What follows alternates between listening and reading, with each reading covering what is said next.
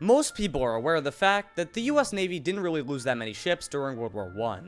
Their participation in the conflict famously came rather late, and despite a good few close calls between US battleships and German U-boats in the North Sea, only 2 proper US warships ended up being sunk during the entire duration of the conflict.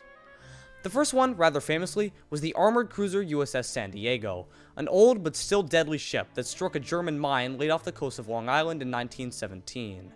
Although the cruiser sank with the loss of only 6 lives, she's still pretty well remembered as the biggest warship the US would lose during the First World War.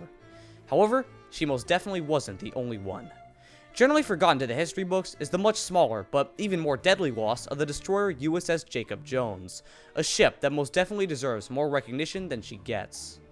The ship was one of 6 Tucker-class destroyers, built for the US Navy just before the First World War. On the afternoon of the 6th of December 1917, Jacob Jones was returning from Brest, France, after escorting a convoy there with the help of 4 other Queenstown-based destroyers. The ship was sailing by herself at the moment, having been the last to leave for Queenstown, with her departure having already been preceded by the other ships of the convoy. This, inevitably, would end up being the cause of her destruction. At 4:20 p.m. that same day, the small destroyer was steaming along calmly through the water, her crews alert to danger, but beginning to relax to the rhythm of the voyage. Unluckily for them, their ship was being stalked. The German U-boat SMU-53 had been in the area hunting for merchant ships that very same day, and it would end up being just her luck that an even better prize would end up falling into her hands. After submerging for the attack, the U-boat fired a salvo of torpedoes at the destroyer from a distance of 3,000 yards. Unfortunately for the Jacob Jones, the torpedo spread was only spotted 800 yards away from the small ship, and evading it proved to be quite difficult.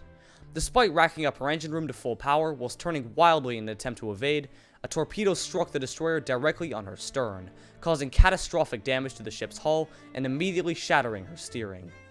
Destroyers built during the First World War, and indeed all destroyers built into the 1940s, are not really designed to take torpedo hits and survive, and Jacob Jones was no exception. The torpedo strike had immediately cut off all of the ship's power, and she lay dead on the water where she was, unable to move or even call for help. Saving the ship was not a task that anybody aboard was up to, and the order to abandon ship was given quickly. Jacob Jones slipped beneath the waves just 8 minutes after being hit, with her armed torpedoes detonating as her stern submerged beneath the waves. 66 men would go down with the valiant ship, the first US destroyer lost to enemy action, and one of the most forgotten losses of the First World War.